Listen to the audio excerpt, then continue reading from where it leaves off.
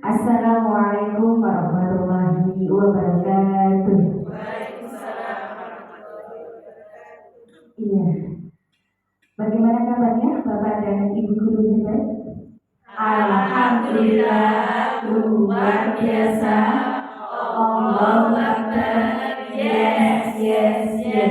Terima kasih Bapak dan Ibu, terutama Ibu Kepala Sekolah TK SMA juga tadi yang telah memberikan sambutan dan mengapresiasi kegiatan pada siang hari ini. Dan Bapak dan Ibu, saya di sini di depan bukan berarti lebih hebat dari jenengan semua, saya di sini malah belajar. Jadi kita nanti selama 1 jam ke depan sharing-sharing saja, belajar secara bersama. Oke, kita mulai dalam memenuhi tugas modul 1.4 budaya positif. Saya akan mengimbaskan apa yang telah saya dapatkan selama mengikuti pendidikan guru penggerak angkatan 11 Kabupaten Tuban ini. Sebelumnya kita senam dulu, senam, kita gerak-gerak dulu Bapak dan Ibu. Tidak usah tegang.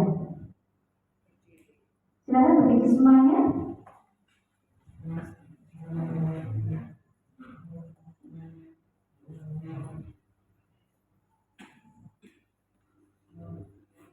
Kita mulai dari awal.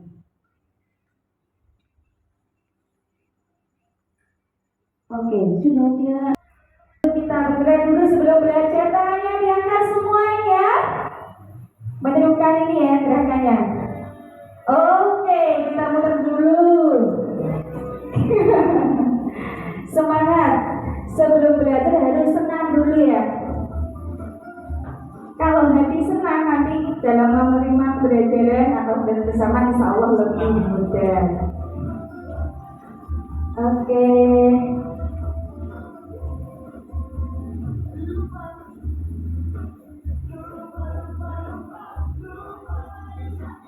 Oke, minggunya boleh digoyang. Bapak dan Ibu, Pak Budi, silakan Pak Budi.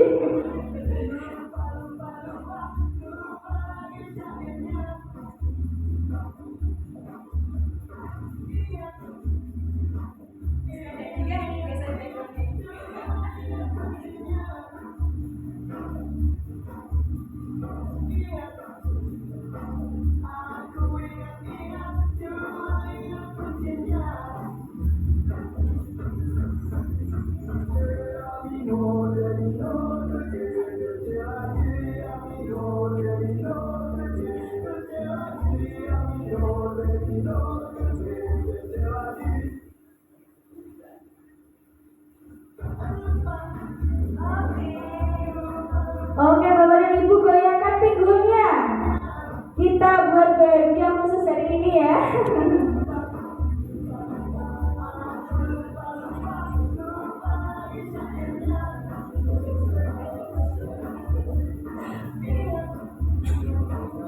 Ingat.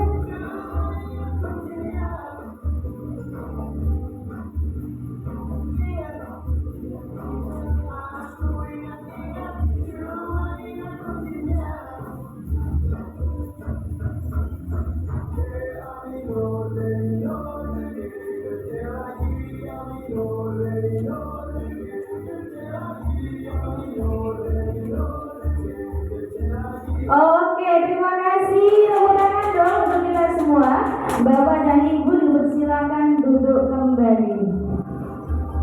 Selanjutnya kita akan belajar bareng-bareng ya.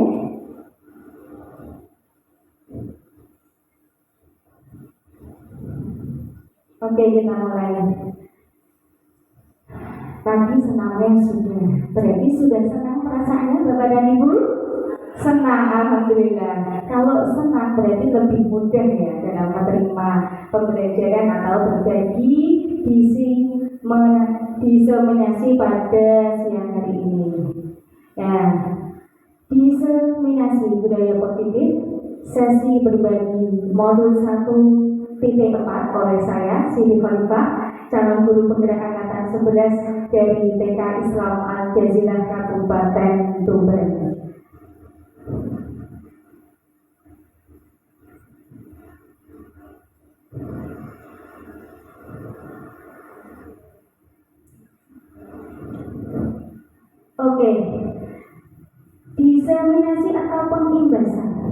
Sebelum kita memulai, saya mau memberikan pertanyaan pemantik dulu kepada Bapak dan Ibu. Setuju apa tidak? Ngerti? 1. Pemberian hukuman dapat mendisiplinkan siswa. Kira-kira setuju, Bu? Kalau saya tidak setuju. Alasannya kenapa? Karena hukuman yang diberikan kepada anak TK itu mestinya hukuman yang bersifat mendidik dan bukan berat keras. Terima kasih. Untuk selanjutnya kita jawab sama-sama saja. Pemberian hadiah meningkatkan prestasi siswa. Setuju apa tidak, Bapak dan Ibu? Setuju? Nah, setuju. Oke, ada yang jawab setuju. Yang selanjutnya, guru harus mampu memberikan solusi untuk setiap siswa yang bermasalah. Setuju? Setuju, luar biasa. Yang keempat, guru berperan sebagai teman bagi siswa. Setuju apa betul? Setuju. Oke. Untuk menjawab pertanyaan pemantik ini, apakah jawaban kita ini benar apa tidaknya? Mari kita lanjut bersama-sama ya. Nah, topik bahasan untuk kali ini yaitu ada 6. Yang pertama disiplin positif dan nilai-nilai kebajikan universal. Yang kedua teori motivasi, hukuman dan penghargaan serta restitusi. Yang ketiga yaitu keyakinan kelas. Yang keempat kebutuhan dasar manusia dan dunia berkualitas. Yang kelima 5 posisi kontrol. Dan yang keenam segitiga restitusi. Apa ya ini kira-kira? Nanti kita bahas bersama ya. Yang pertama yang akan kita bahas pada siang hari ini yaitu disiplin positif dan nilai-nilai kebajikan universal. Apa itu budaya positif? Kira-kira Bapak dan Ibu di sekolah sudah apa belum ya menerapkan budaya positif di sekolahnya? Sudah? Sudah. Ada yang belum? Sudah semuanya pastinya. Nah, ini biar nanti bisa menambah wawasan ya Bapak dan Ibu. Jadi apa itu budaya positif? Budaya positif merupakan perwujudan dari nilai-nilai atau keyakinan universal yang diterapkan di sekolah. Jadi mohon nanti Bapak dan Ibu mengepalkan jarinya dan berhadap-hadapan ya. Setiap ibu berhadapan Niki kali Niki monggo. Satu pasang. Dengan sama Pak Budi ya. Niki jam dulu nggak apa monggo. Ayo monggo. Hadap-hadapan. Nah, salah satu teman itu memegang kepala atau mengepalkan tangannya, silakan. Yang satunya berusaha dengan bujuk rayunya, disogok, dikasih hadiah. Biar nanti apa toh yang di dalam ini anggap saja sesuatu yang sangat berharga. Tidak boleh siapapun yang tahu dan membukanya. Jadi yang satu tugasnya merayu. Disogok, nanti kasih uang 1 juta gitu ya. Oke, mungkin Pak Budi bisa mengganggar tangannya. Oh ya, Ustazah Dia nanti bisa merayu-rayu biar nanti apa yang sangat berharga di dalam tangan Pak Budi ini bisa terlepas dan terbuka. Yang lain juga monggo, salah satu mawon. Yang satunya merayu, yang satunya membujuk. Silakan. Satu, nanti bilang ya, saya tidak bisa ternyata membujuk rayu atau saya bisa. Monggo. 1, 2, 3, mulai.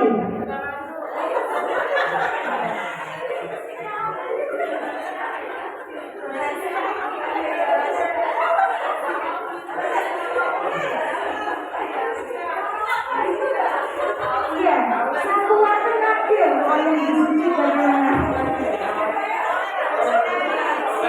Kalah. Ya, sampai dia membuka atau mungkin nggak bisa membuka. Ayo.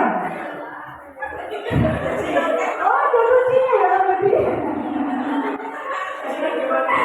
Sudah, kira-kira ada yang bisa nggak ya membujuk temannya untuk membuka sesuatu yang berharga yang ada di dalam tangannya? Ada? Tidak ada ya? Oke, tepuk tangan untuk kita semua. Berarti ketika tangan kita digenggam dan siapapun dengan bujukan rayuan apapun itu tidak bisa dibuka, berarti kita mempunyai kontrol diri yang baik. Ya, tepuk tangan untuk kita semua. Berarti tidak gampang dirayu, dibujuk maupun dikasih hadiah atau yang lainnya. Luar biasa. Jadi berdasarkan tadi ya, keparantangan itu menurut Dr. William Glaser itu ilusi guru mengontrol murid. Jadi tidak bisa kita itu memaksa murid untuk taat kepada kita. Ya, seperti tadi Pak Budi Wahyu itu saja dia. Nah ternyata nggak bisa, karena apa? Pak Budi bisa mengontrol dirinya. Kemudian yang kedua, ilusi bahwa semua penguatan positif efektif dan bermanfaat, atau bujukan untuk mempengaruhi murid dan mengendalikan murid bisa jadi murid menolak kita. Jadi sebenarnya ini hanya ilusi kalau kita itu bisa penguatan positif efektif dan bermanfaat. Sebenarnya yang bisa mengontrol diri adalah murid kita sendiri. Nah, kemudian yang ketiga, ilusi bahwa kritik dan membuat orang lain merasa bersalah dapat menguatkan karakter. Kritik dan membuat orang lain merasa bersalah dapat untuk mengontrol murid menuju identitas gagal. Identitas gagal ya, berarti belum bisa ya. Kemudian ilusi bahwa orang dewasa memiliki hak untuk memaksa. Tidak seperti itu juga. Jadi perilaku memaksa tidak akan efektif untuk jangka waktu yang lama, malah akan membentuk hubungan permusuhan. Jadi kalau anak-anak kita melakukan kesalahan dan kita memaksa untuk melakukan hal-hal misalkan yang minta maaf dengan pasangan, itu tidak seperti itu. Nah terus bagaimana Bapak dan Ibu selanjutnya biar nanti tahu jawabannya dan tahu ilmunya? Sebenarnya apa makna disiplin? Coba bisa dibacakan, Pak Budi minta tolong.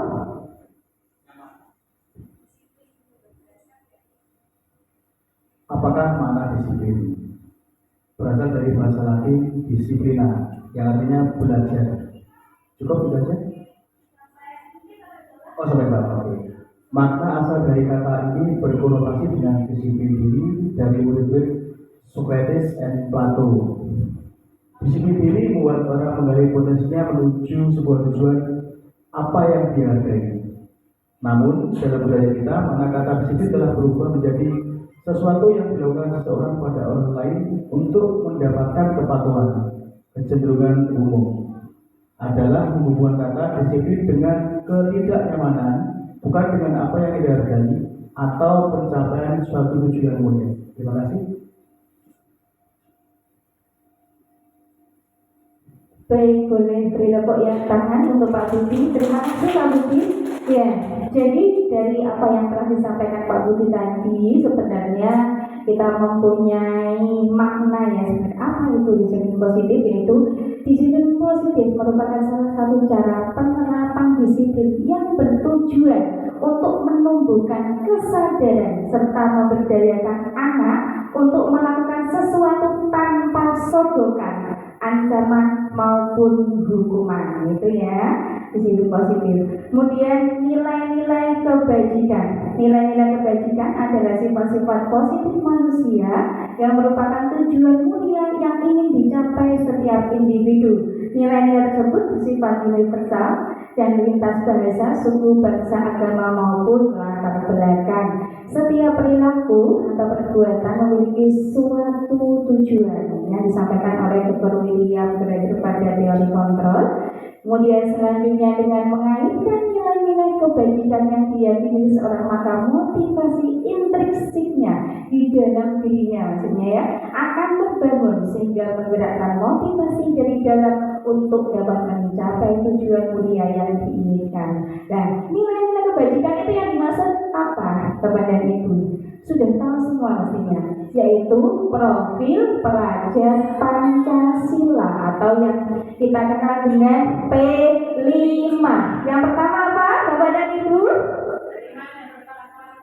Beriman dan bertakwa kepada Tuhan Yang Esa dan berakhlak mulia. Yang kedua, kebinekaan global. Yang ketiga, mandiri, gotong royong, bernalar kritis dan kreatif. Oke, biar nanti kita nggak jenuh, kita nyanyikan sama-sama pada pada Ibu ya. Sudah hafal semua mestinya guru-guru TK gitu loh. Oke, kita nyanyi bersama-sama. Pelajar Pancasila beriman dan bertakwa pada Tuhan Yang Esa dan berakhlak mulia.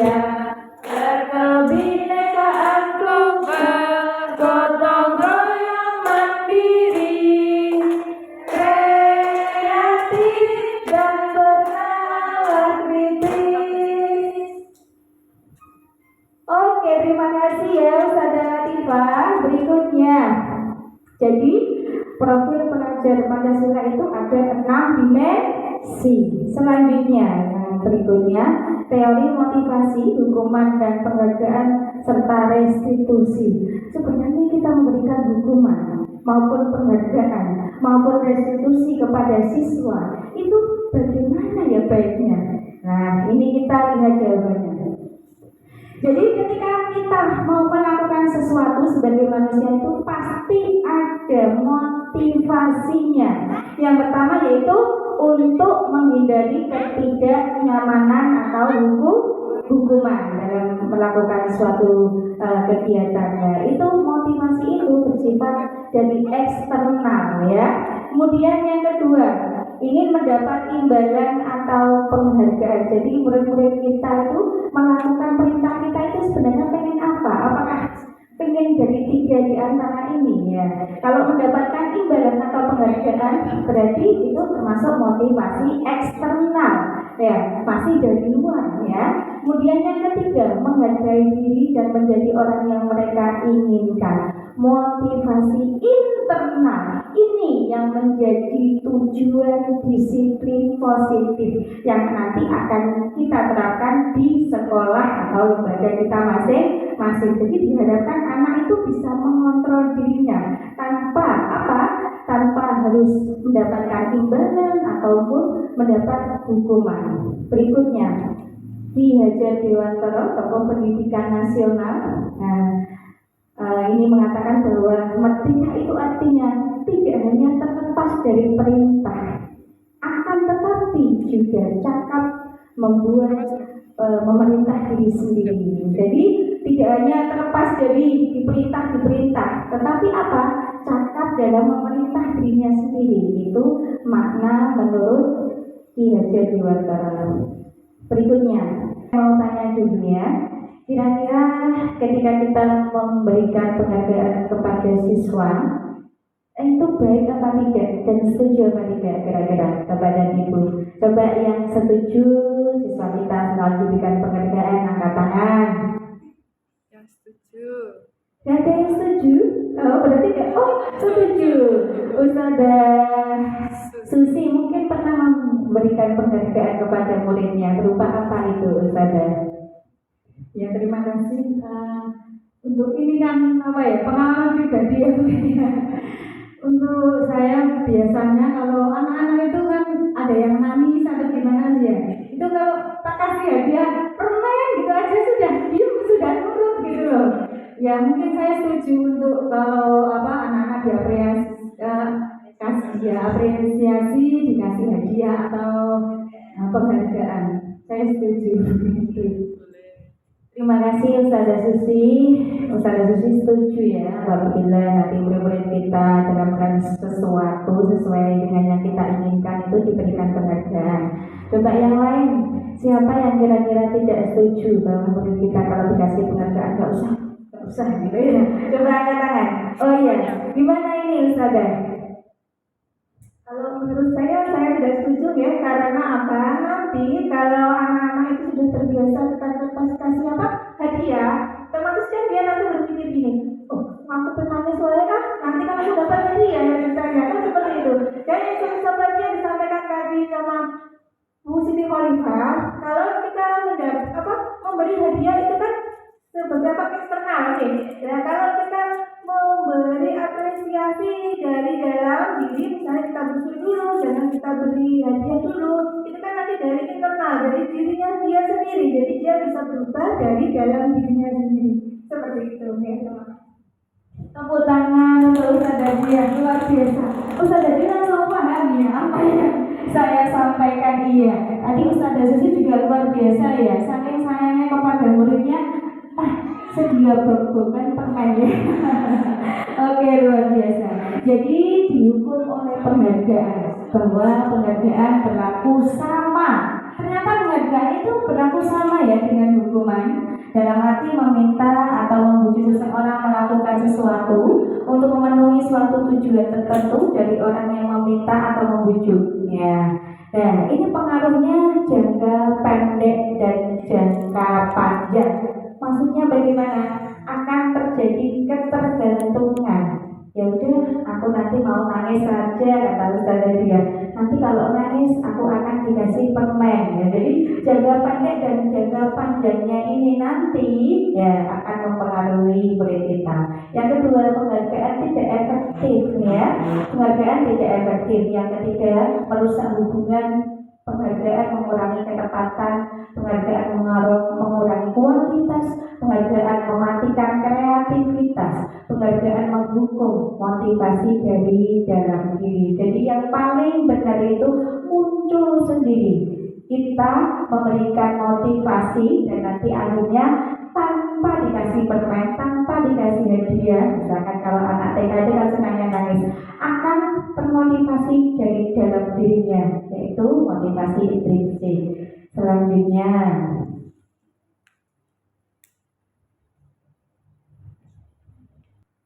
kita tidak boleh memberikan penghargaan. Bentuk apa penghargaan yang bagaimana yang bisa kita berikan kepada murid kita, yaitu bentuk penghargaan kebajikan atau yang disebut dengan apresiasi.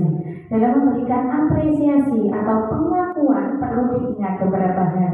Beri pengakuan secara khusus, beri pengakuan secara pribadi, beri pengakuan kepada semua murid atau bergantian, beri pengakuan secara konsisten dan fokus pada proses.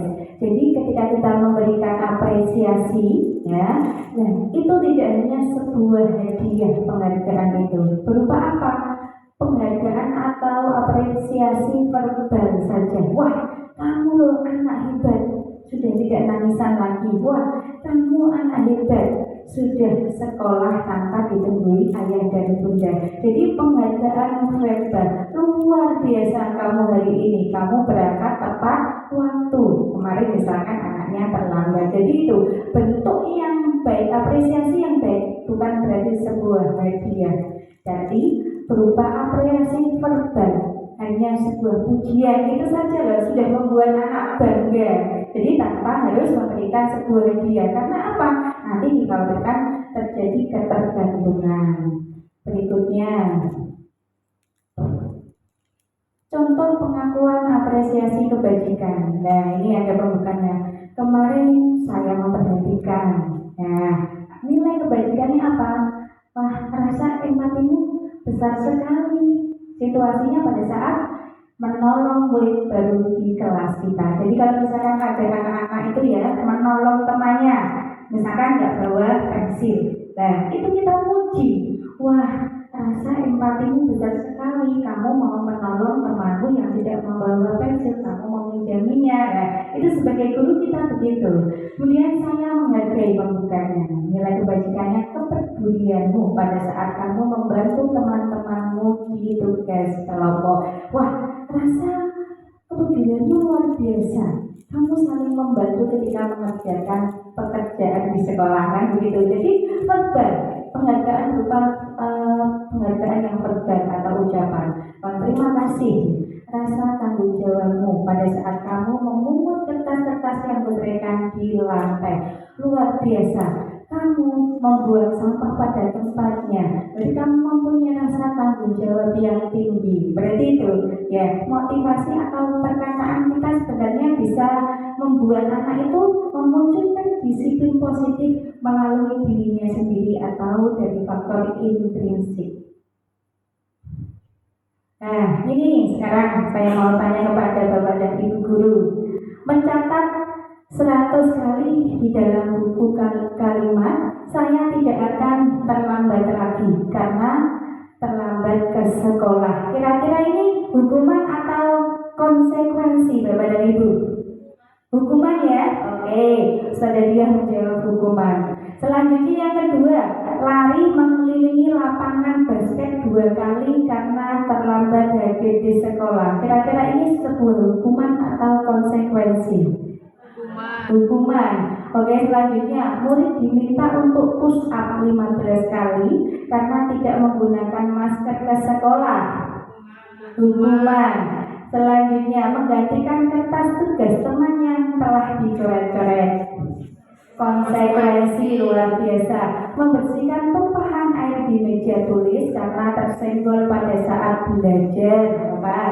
Konsekuensi, murid disuruh untuk mengenakan sepatu seharian di sekolah karena tidak mengenakan sepatu hitam. Murid disuruh untuk tidak. Ya, hukuman yang berikutnya yang terakhir, lari mengelilingi lapangan basket 2 kali karena terlambat 10 menit untuk pelajaran PJOK. Oke, sekarang kita lanjut. Kira-kira jawaban Bapak dan Ibu benar apa salah? Oke, nah ini. Bahwa soal yang pertama tadi adalah hukuman, betul. Yang kedua jawabannya hukuman, yang ketiga hukuman, yang keempat dan kelima konsekuensi, yang kelima hukuman dan yang terakhir konsekuensi. Berarti yang salah ada yang salah nggak tadi jawabnya? Yang paling bawah, oh ternyata menjebak ya. Jadi lari mengelilingi lapangan basket 2 kali karena terlambat 10 menit. Nah itu karena siswanya terlambat 10 menit, konsekuensinya ya itu harus mengelilingi lapangan basket karena terlambat. Oke, sudah paham ya ternyata semuanya. Hanya satu wajar ya. Kemudian apa itu restitusi? Restitusi adalah proses menciptakan kondisi bagi murid untuk memperbaiki kesalahan mereka sehingga mereka bisa kembali pada kelompok mereka dengan karakter yang lebih kuat. Restitusi juga merupakan proses kolaboratif yang mengajarkan murid untuk mencari solusi untuk masalah mereka dan membuat murid berpikir tentang orang seperti apa yang mereka ingin menjadi atau tujuan mulia dan bagaimana mereka harus memperlakukan orang lain. Jadi nanti kita akan belajar bersama-sama restitusi itu apa sebenarnya. Kita terapkan untuk disiplin positif ini kepada siswa-siswa kita di lembaga. Nah, ini ada 3 perbedaan antara hukuman, konsekuensi, dan restitusi. Kalau identitas gagal itu kita memberikan hukuman kepada murid kita yang salah. Yang benar itu apa? Identitas yang sukses bahwa kita bisa memberikan konsekuensi atau dengan cara restitusi kepada murid kita biar nanti murid kita menjadikan mereka menjadi orang yang bisa menerapkan disiplin positif di sekolah maupun di manapun mereka berada. Jadi kalau yang hukuman itu sesuatu yang terjadi selalu menyakitkan, dihukum. Kamu telat sekolah, silakan mengelilingi lapangan 100 kali. Itu membuat anak kita sakit, membuat murid kita sakit. Kemudian perilaku pasif, agresif meningkat. Jadi anak-anak yang sering kita berikan hukuman menjadi agresif, berani malah sama kita, sama guru kita ya. Nah, berani kenapa? Karena kok dihukum, jadi dia mempunyai kebencian atau rasa dendam karena hukuman yang telah kita berikan kepada murid kita. Nah, konsekuensi sesuatu yang harus terjadi karena murid kita melakukan sesuatu yang salah. Konsekuensinya apa yang harus dilakukan? Nah, tidak nyaman untuk murid anak untuk jangka waktu pendek, hanya untuk jangka waktu pendek, untuk jangka panjangnya baik. Kemudian murid atau anak dibuat tidak nyaman, penguatan hanya bertahan dalam jangka waktu pendek, memerlukan monitoring dan supervisi terus-menerus dari guru. Itu konsekuensi. Yang paling bagus di antara 3 itu yang mana Bapak dan Ibu? Restitusi. Dengan restitusi korban mendapatkan ganti. Misalkan ya, ini anaknya kok menyobek sapu temannya, dan dia kan sudah tahu, oh berarti saya harus mengganti. Jadi korban itu dapat ganti, masalah terpecahkan. Kemudian apa yang kamu yakini, apa yang bisa kamu lakukan untuk memperbaiki masalah ini, dan dengan memotivasi memberikan arahan itu nanti anak-anak pasti tahu akhirnya atau endingnya itu bagaimana. Nah, ini ada 9 ciri-ciri restitusi Bapak dan Ibu. Tapi sebelumnya coba berdiri dulu biar nanti tidak itu ya, tidak jenuh. Silakan berdiri dulu. Oke, kita akan bermain tepuk. Kalau saya bilang pagi, tepuknya 1 kali. Pagi. Siang. Siang 2 kali. Ya. Pagi. Siang. Sore tanpa tepuk. Jadi diam, ya. Harus fokus ya. Ya, oke. Yang semangat tepuknya. Pagi.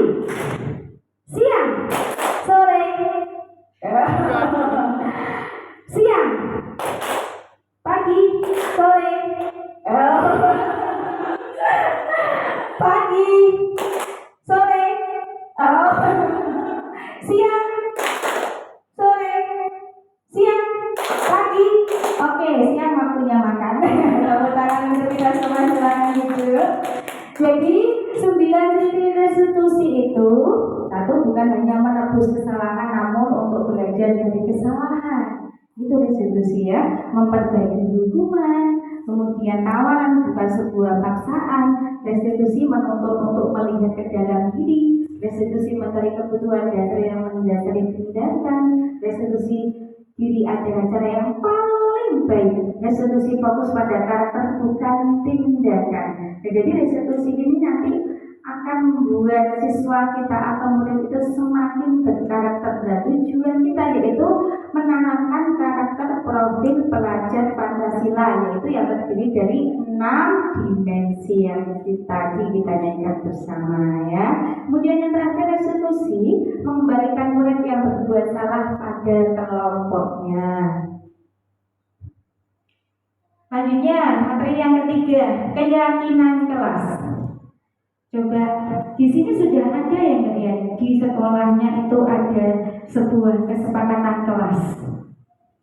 Siapa yang sudah ada angkat tangan? Oh iya, mungkin yang belum nanti bisa membuat nih Bapak dan Ibu. Nah, apa itu keyakinan kelas? Mengapa keyakinan kelas bukan peraturan kelas? Misalkan anak ya disuruh membuang sampah pada tempatnya. Tujuannya apa toh Bapak Ibu? Anak-anak itu kok disuruh membuang sampah pada tempatnya? Dilatih untuk menjaga kebersihan lah, biar nanti kata-katanya itu tidak sebuah peraturan. Kalau peraturan itu kelihatannya sangat gimana gitu ya. Nah, ini kita akan membuat keyakinan kelas.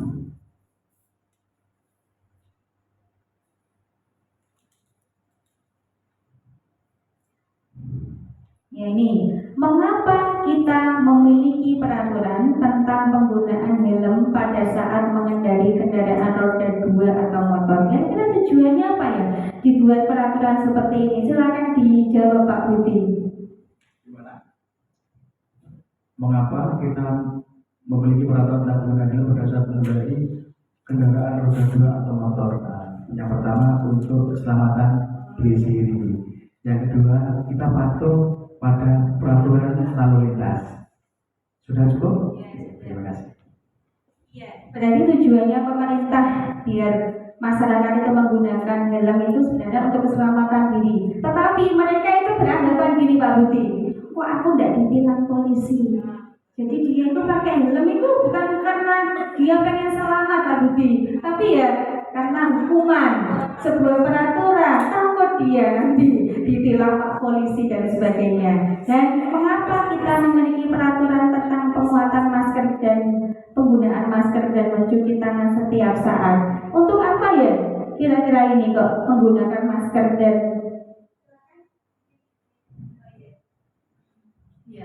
mengapa kita memiliki peraturan tentang penggunaan masker dan mencuci tangan setiap saat? Nah, untuk menjaga kebersihan tubuh kita dari virus-virus atau kuman-kuman ya.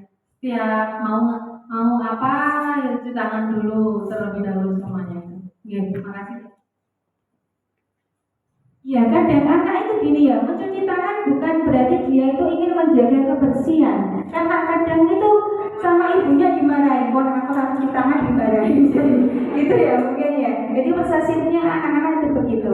Nah, bagaimana dulu kita itu meyakinkan kepada anak-anak bahwa peraturan itu adalah merupakan keyakinan yang akan kita jalankan dan akhirnya akan berpositif, memberikan dampak positif kepada kita.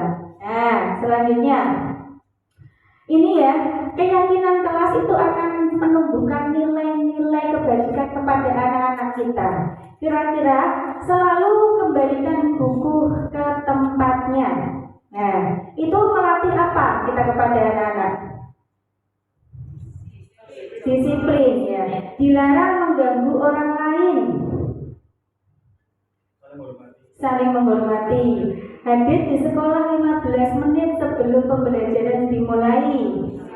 Disiplin ya. Dilarang melakukan kekerasan.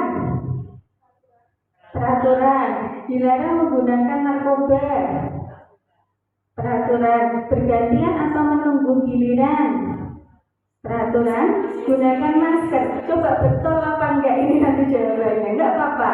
Kemudian jangan berlari ke kelas atau koridor. Coba jawabannya. Ini sebenarnya keyakinan atau peraturan ini sebenarnya menginginkan siswa atau murid kita seperti apa? Nah, keyakinan kelas, peraturan menjadi keyakinan kelas. Sebenarnya kita sebagai guru itu ingin menumbuhkan sikap-sikap atau kebajikan kepada anak berupa tanggung jawab. Bagaimana anak itu bisa bertanggung jawab mengembalikan buku pada tempatnya. Kemudian menghormati orang lain dan berkomitmen ketika dia hadir tepat waktu. Dilarang melakukan kekerasan. Bahwa kita memberikan nilai keselamatan atau menghormati orang lain. Dilarang menggunakan narkoba. Jangan menggunakan narkoba itu termasuk mengganggu kesehatan kita, gitu ya. Menghormati orang lain, sabar ketika kita menunggu giliran. Gunakan masker untuk apa? Kesehatan dan keselamatan. Kemudian keselamatan dan keamanan. Jangan berlari di kelas atau koridor, nanti berbahaya. Tujuannya untuk keselamatan dan keamanan. Berikutnya, ketika Bapak dan Ibu belum membuat sebuah kesepakatan atau keyakinan kelas di lembaganya, nanti bisa dibuat ya setelah diseminasi hari ini, yaitu proses pembentukan keyakinan sekolah. Mempersilahkan warga sekolah atau siswa untuk mencurahkan ide. Ayo anak-anak, kalau gitu kan, kita membuat sebuah kesepakatan kelas. Kira-kira kesepakatan apa? Tidak boleh bertengkar dengan temannya. Setelah itu kita buat ide-ide itu kita kumpulkan ya. Ganti kalimat negatif menjadi positif. Tinjau kembali curahan pendapat yang terkumpul dan susun menjadi keyakinan kelas. Sekolah tinjau ulang keyakinan kelas yang sudah tersusun. Jadi misalkan ini ya kalimatnya, dilarang bertengkar dengan temannya. Diganti kalimat positif menjadi sesama teman harus saling menyayangi. Jadi kalimat-kalimat negatif itu diubah menjadi kalimat positif. Kemudian yang terakhir itu setelah kita buat keyakinan kelas bersama dengan anak-anak kita, mengubah kalimat negatif menjadi kalimat positif, akhirnya kita pampang, kita pajang keyakinan kelas kita di dinding sekolah atau ke kelas. Nah ini ada foto saya. Ada foto saya bersama anak-anak saya ya, ini yang ganteng-ganteng dan cakep-cakep. Di sini ada kesepakatan kelas ya. Nah, TK Islam Al-Jazilah. Kesepakatan kelas ini akhirnya kita jadikan sebuah keyakinan yang akan kita jalankan ya. Ada senyum sapa, sopan santun, merapikan mainan ke tempat semula, menjaga kebersihan, selalu ingat kata ajaib. Maaf tolong, kalau kau buat salah katakanlah. Iya, kalau kau dikasih hadiah, terima kasih. Oke, itu ya. Jadi mari saling berbagi, membantu, sabar dalam antrian. Jadi anak mandiri ini adalah kesepakatan dan keyakinan. Nah, sebenarnya kesepakatan dan keyakinan itu lebih baik mana? Coba, siapa yang bisa menjawab? Keyakinan. Jadi setelah kesepakatan kelas kita buat, sebenarnya yang paling benar itu adalah keyakinan yang kita yakini. Ya, itu keyakinan kelas. Materi berikutnya yaitu kebutuhan dasar manusia. Coba saya mau tanya, kira-kira itu di dalam hidup itu kita butuh apa ya? ya? Yang belum saya tanya ini Ustazah Ida. Monggo Ustazah Ida dijawab. Kita untuk bertahan hidup biasanya butuh uang tahu Ustazah. Karena mau apa saja kan juga butuh uang, mau beli makan, minum juga. Boleh. Ya, terima kasih. Oke, boleh beri tepuk tangan dong untuk Ustazah Ida. Betul sekali loh ya. Kalau kita nggak punya uang, gimana ya nggak bisa beli nasi pecel lagi. Oke, sebenarnya ada 5 kebutuhan dasar manusia. Yang pertama yaitu bertahan hidup. Ya tadi berupa uang, apalagi makan, minum, tempat tinggal. Itu ya kebutuhan kita yaitu bertahan hidup. Yang kedua kasih sayang dan rasa diterima. Kira-kira kalau tidak ada kasih sayang bagaimana ya? Tidak ada pernikahan mungkin ya. Iya betul. Jadi kebutuhan yang paling pokok ternyata adalah saling menyayangi. Saling menyayangi kepada pasangan kita, kepada teman kita, keluarga kita, anak-anak kita, murid-murid kita.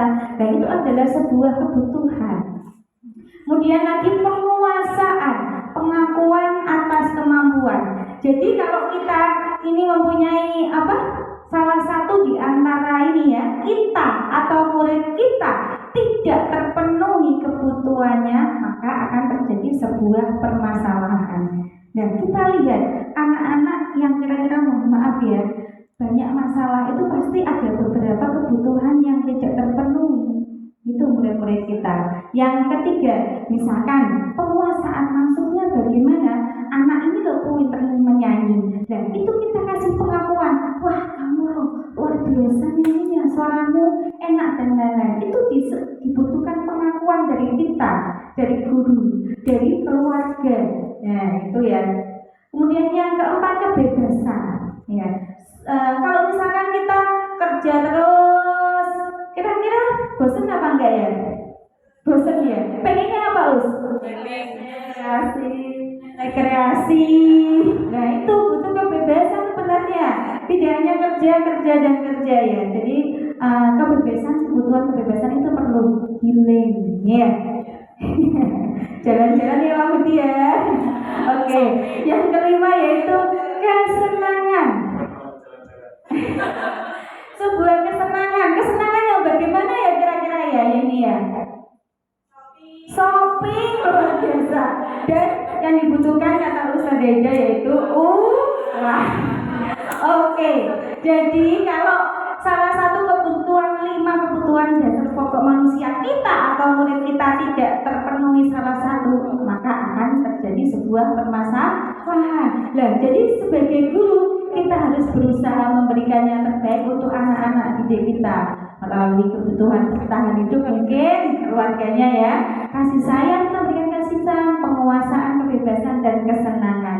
Berikutnya, ini termasuk kebutuhan apa ini Bapak dan Ibu? Kira-kira kesenangan bertahan hidup atau apa?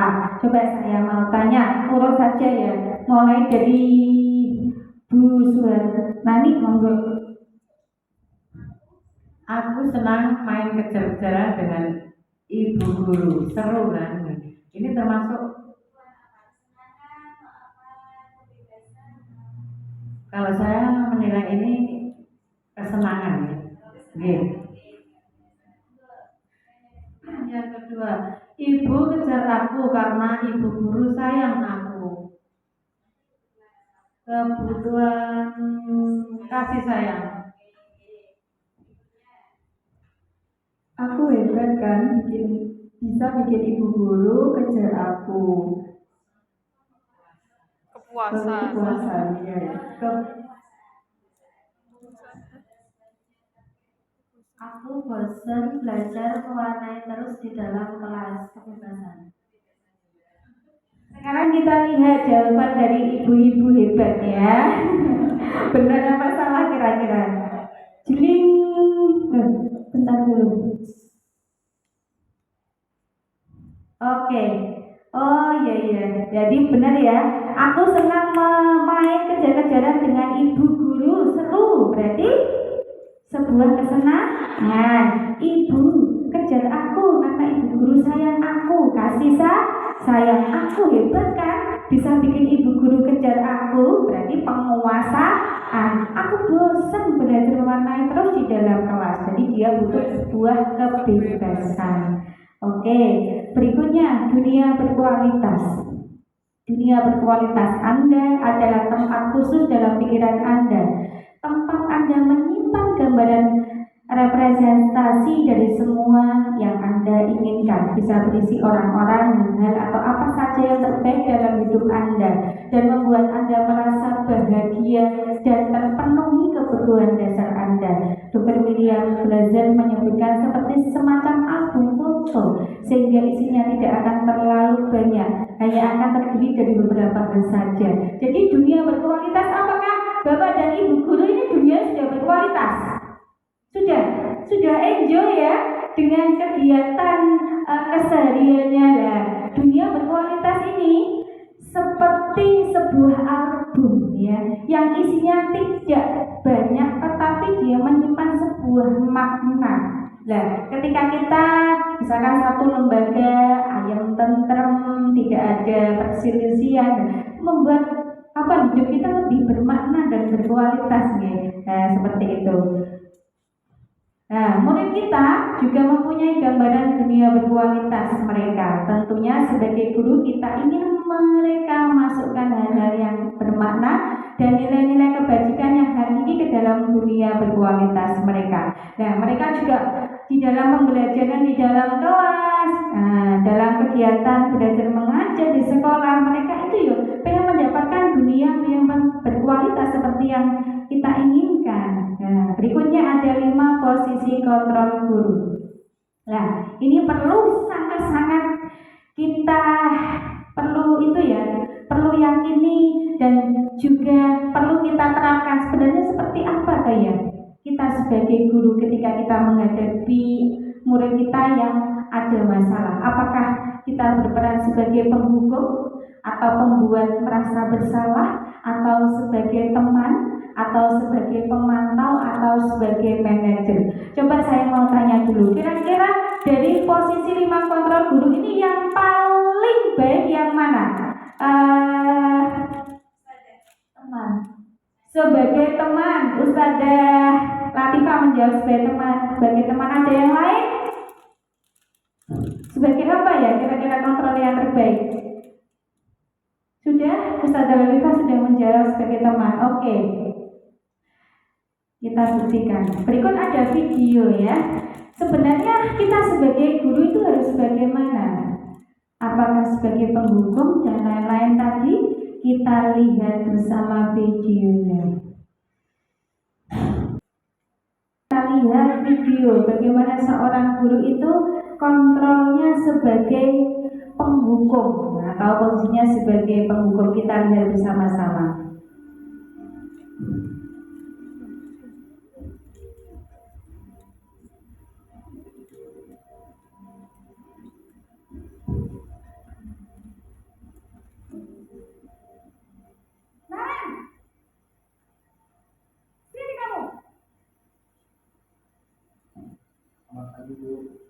Selalu terlambat. Kamu deh pasti terlambat.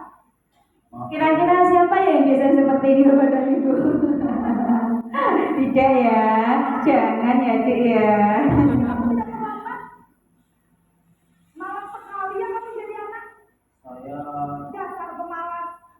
Gak kapok-kapok sih kamu. Sudah berapa kali terlambat? Sana, kamu keliling lapangan basket 2 kali. kenapa saya harus ke lapangan basket, Bu? Kenapa? Kamu melawan ibu. Berani-beraninya jawab. Sudah terlambat, masih berani jawab pula. Sekarang, keliling lapangan basket 5 kali sekalian. Biar kapok. Cepat. Pergi sana ke lapangan basket. Oke, tadi merupakan posisi kontrol kita sebagai penghukum. Kira-kira kata-katanya enak didengar atau buatan Bapak Ibu? Tidak. Kata-katanya terlalu kasar ya untuk murid kita ya. Dan dan selalu menyalahkan tanpa anak kita itu atau murid kita itu memberikan alasan, langsung dijerjes, ayo langsung dihukum untuk mengelilingi lapangan basket. Itu kira-kira benar apa tidak ya Bapak dan Ibu? Tidak ya, tidak benar. Selanjutnya posisi yang kedua, membuat merasa bersalah. Ya, seperti ini videonya.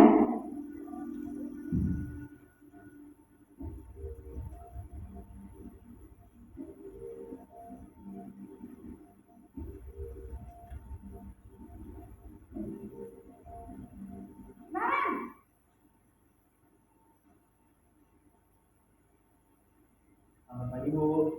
Naren, kamu kenapa terlambat lagi, nak?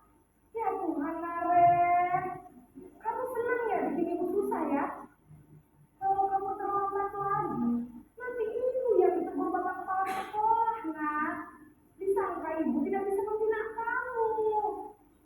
Duh, gimana ini? Maaf Bu. Duh, Gusti Naren, kamu suka ya kalau ibu tegur bapak kepala sekolah? Terus, sekarang ibu harus tulis apa yang di buku absen? Ini kamu sudah sering terlambat loh. Ibu harus apa coba? Maaf Bu. Maaf sekali. Ya sudah, lain kali jangan bikin ibu susah lagi ya nak ya. Ibu tidak akan kuat lagi kalau kamu begini terus. Bisa jantungan kalau ibu tegur bapak kepala sekolah. Ayo cepat kelas.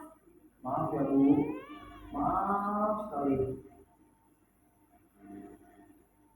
Oke, tadi kita sebagai guru posisinya merasa membuat anak merasa bersalah. Kira-kira baik nggak pembuatan Bapak dan Ibu?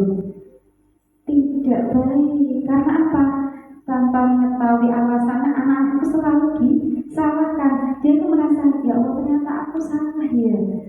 Tanpa mengetahui latar belakangnya, apa alasannya, kenapa dia bisa terlambat, langsung disalahkan. Akhirnya anak itu merasa bersalah. Nah itu kurang baik. Yang baik harus bagaimana? Kita lanjut lagi. Ini tadi yang Ustazah Latifah menjawab sebagai temannya. Nah ini sebagai teman, kita lihat videonya bersama-sama.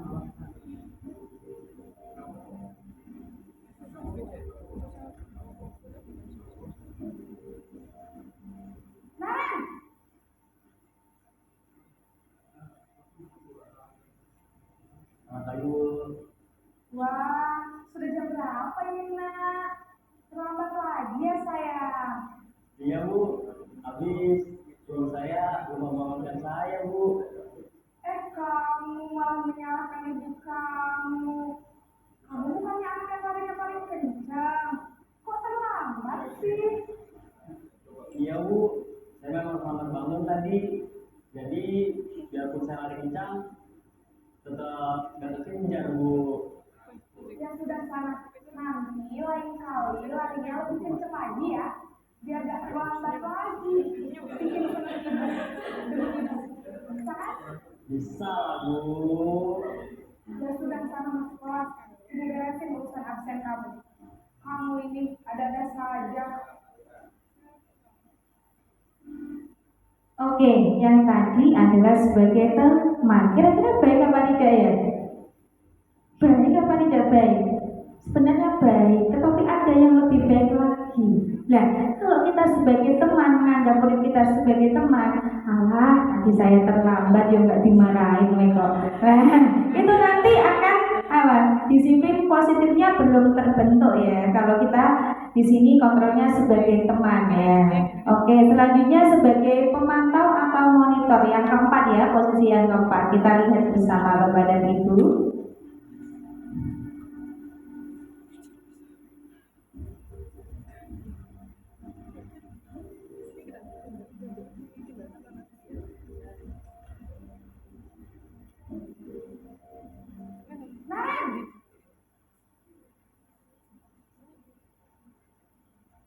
Selamat pagi Bu. Naren, apa peraturan sekolah kita tentang jam berapa kita harus masuk sekolah, nak? Kita harus di sekolah jam 7 Bu. Iya betul, sekarang sudah jam 7.20. Mari kita tahu konsekuensinya jika terlambat hadir. Paham Bu, saya harus tinggal kelas pas jam istirahat selama 20 menit.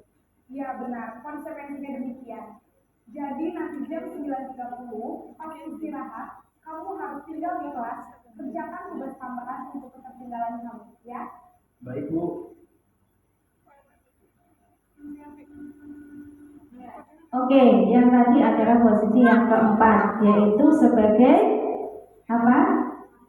Monitor atau sebagai pemantau. Jadi gurunya itu memberikan konsekuensi atas apa yang telah dilakukan. Nah itu. Kemudian yang terakhir ini ya, posisi manajer. Yang bagaimana ini ya? Coba kita lihat bersama videonya.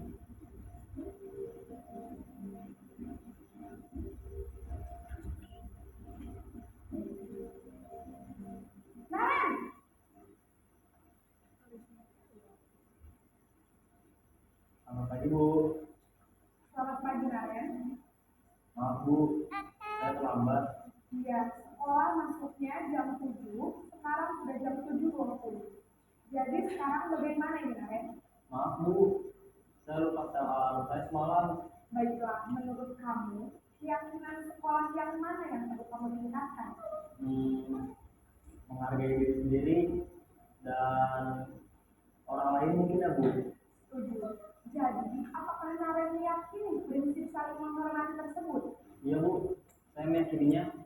Apakah Naren bersedia memperbaiki masalah keterlambatan ini? Bersedia Bu. Bagaimana kamu akan perbaiki masalah keterlambatan ini?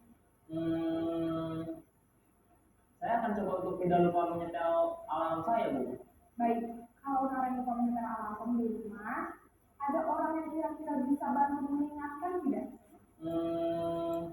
Ada Bu, kakak saya, Kak Emma. Ada lagi selain Kak Emma? Selain Kak Emma, ada ibu saya. Baik, jadi yang mengingatkan Naren adalah Kak Emma dan ibu kamu ya. Kira-kira akan mulai setel alarm kapan nih Naren? Setelah pulang sekolah, akan segera saya lakukan. Baik, jadi Naren akan setel alarm untuk bangun besok pagi dan akan diingatkan oleh kakak dan ibunda Naren ya. Ada lagi yang mungkin perlu dilakukan Naren agar tidak terlambat bangun lagi? Tidak ada Bu. Baik Naren, terima kasih untuk bersama kamu. Sekarang kamu perlu kembali ke kelas untuk belajar. Baik Bu, terima kasih. Baik, yang kelima tadi adalah posisi manajer. Bagaimana seorang guru itu bisa memberikan pertanyaan pemantik kepada muridnya sehingga muridnya bisa mengeluarkan alasan keterlambatannya dan mencari yang terpenting, mencari solusinya sendiri. Jadi apa yang telah menjadi dipermasalahkan oleh anak ini dicari solusinya sendiri dengan apa? Memberikan pertanyaan pemantik kepada murid kita. Nah, bagaimana tadi kalau seandainya kalian tidak terlambat? Nah, kalian tadi menjawab, saya akan memasang alarm. Kalau misalkan alarmnya mati, siapa yang akan membantu ibu kakak? Nah, itu kan dia mencari solusi atas permasalahannya sendiri. Jadi di antara 5 kontrol kita sebagai guru yang terbaik adalah apa Bapak dan Ibu? Manajer itu ya. Jadi selanjutnya kita kembali. Ya ini ya. Jadi penghukum tadi itu menunjuk berkaca pinggang, membentak. Nah, itu termasuk hukuman berupa fisik maupun verbal. Ketika fisik itu tadi disuruh mengelilingi lapangan, verbal mengatakan perkataan yang tidak baik. Dan dampaknya nanti anak menjadi pendendam, tidak menyukai guru atau mapel tertentu. Yang kedua, membuat rasa bersalah, suaranya lembut namun menyalahkan siswa, gitu ya, menyatakan kesalahan pada siswa dan guru menderita. Selanjutnya dibuat-buat seperti kamu gak kasihan sama bu guru, jadi kan kayaknya gurunya itu menderita, membuat anak merasa bersalah. Dampaknya nanti membuat siswa merasa bersalah, rendah diri dan menarik diri ya. Kemudian yang ketiga sebagai teman.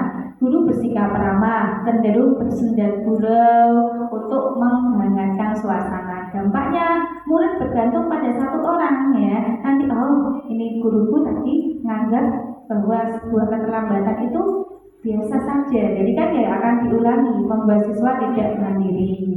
Yang selanjutnya, bagaimana kalau seorang guru kita kontrolnya sebagai pemantau, yaitu nada bicara dan ekspresinya datar, identitasnya berhasil, namun tetap memantau saat siswa diberi sanksi. Dampaknya menghitung hadiah, hukuman yang diberi tanpa melihat nilai kebajikan dan tidak sepenuhnya mandiri. Kemudian yang terbaik adalah sebagai manajer, suara netral, tercipta identitas positif, berhasil mengajukan pertanyaan, bermakna, membantu siswa memecahkan masalah. Dampaknya murid bisa mandiri, percaya diri, dan bisa memecahkan masalahnya sendiri. Nah, ini ya.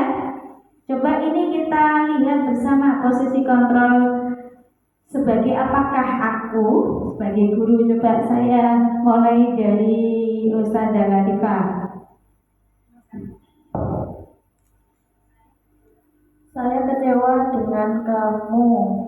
Kayaknya ini yang kedua saja.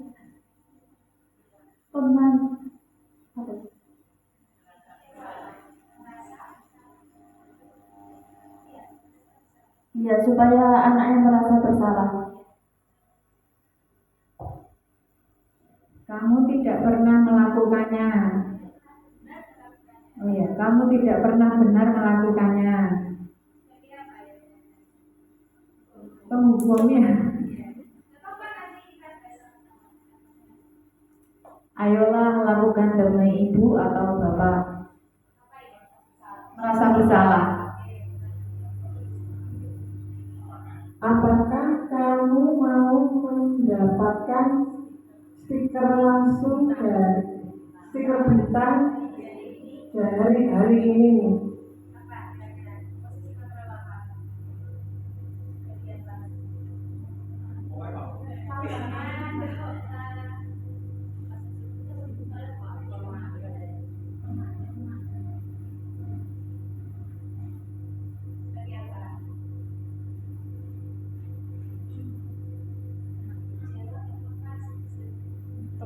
Sebagai teman.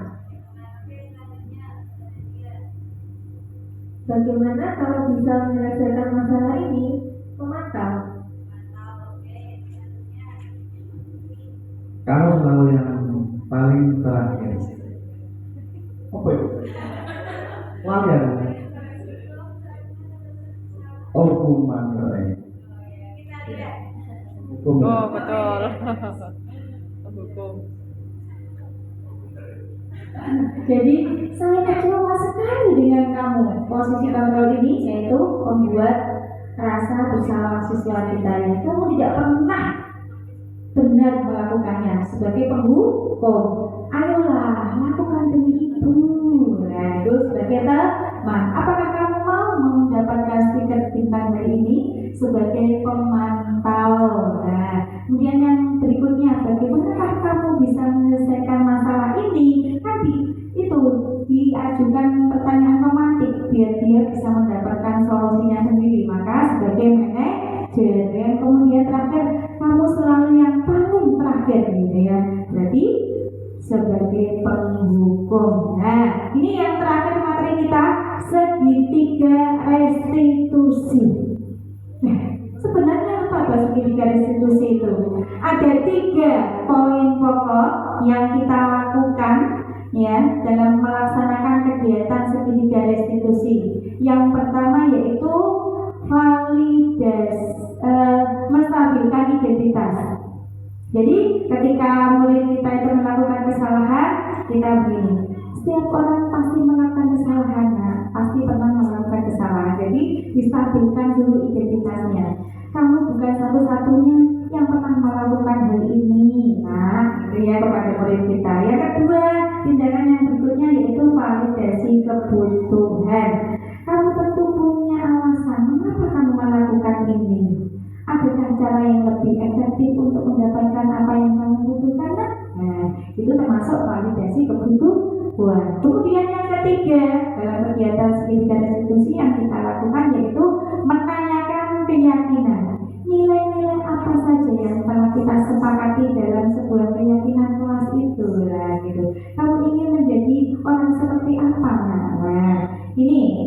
Nah, dalam menstabilkan identitas, guru berkata, berbuat salah itu hal yang manusiawi, tidak ada manusia yang sempurna. Bapak dan Ibu guru juga punya salah. Kita pasti bisa menyelesaikan masalah ini, yaitu menstabilkan identitas. Kemudian validasi kebutuhan. Kamu bisa saja kan melakukan hal yang lebih buruk, tapi kamu tidak melakukannya. Kamu pasti punya alasan mengapa melakukannya. Itu adalah pertanyaan-pertanyaan pemantik ketika kita sebagai manajer dalam melaksanakan kegiatan studi dan diskusi kepada murid kita yang mempunyai masalah. Yang ketiga, menanyakan keyakinan. Apa nilai yang kita percaya di kelas atau sekolah kita? Makanya kita di dalam lembaga harus mempunyai apa? Keyakinan kelas. Jadi anak-anak itu akan tahu, oh berarti keyakinan kelas ini yang saya langgar gitu ya. Nilai-nilai universal apa yang perlu kita sepakati, kelas yang ideal yang seperti apa sih yang kamu mau dan lain-lain. Nah ini ada contoh video dari penerapan segitiga restitusi Bapak dan Ibu, kita lihat bersama.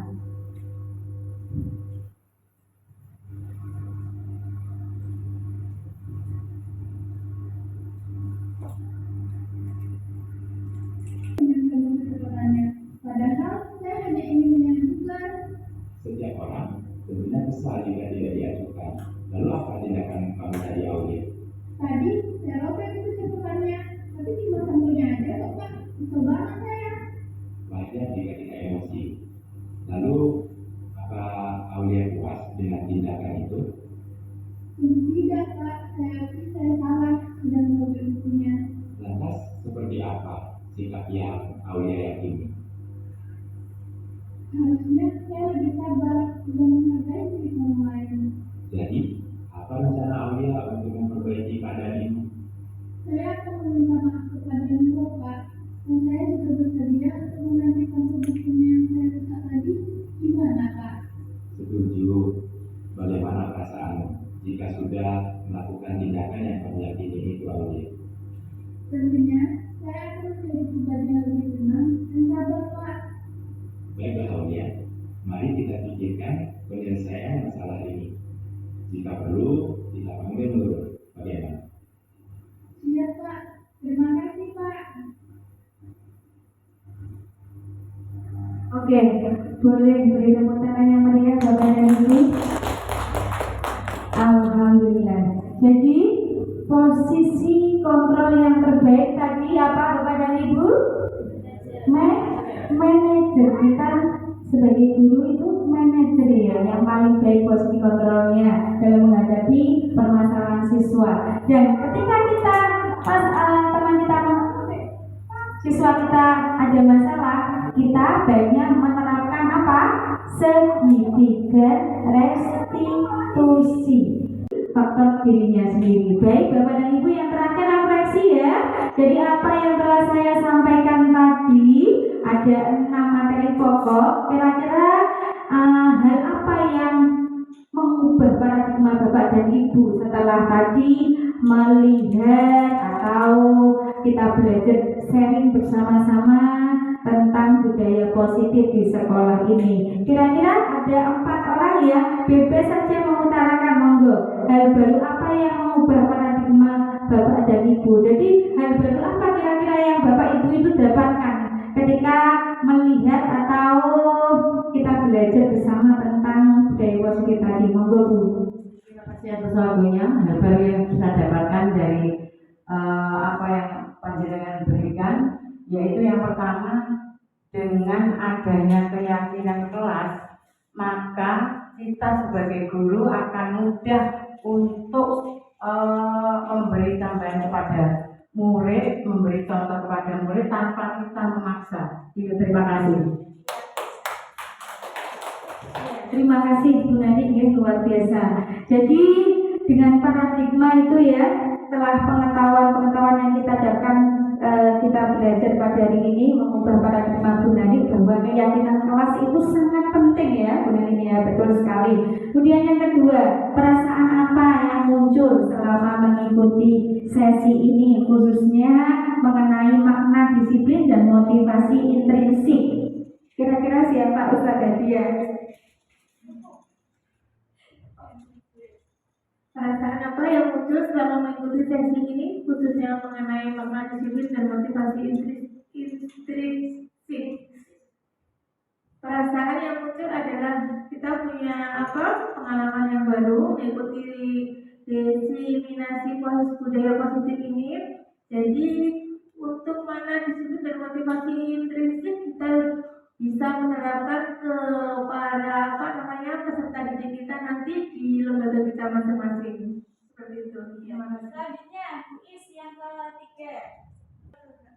Yang ketiga, perakamong seperti apakah yang saya telah lakukan sebelum mengikuti kegiatan ini? Mungkin restitusi perlu kita alasan mengapa melakukan hal itu ya. Untuk yang pertama yaitu menstabilisasi identitas. Yang kedua validasi kebutuhan. Untuk yang ketiga meyakinkan menanyakan keyakinan. Mungkin itu.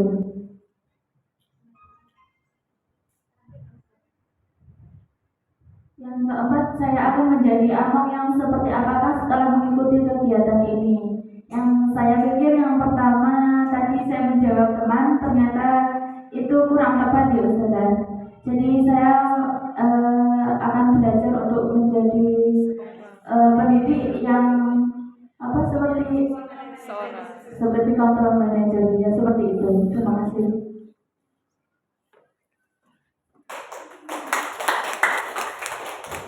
Iya, sekali lagi beri aplaus yang meriah untuk kita semua.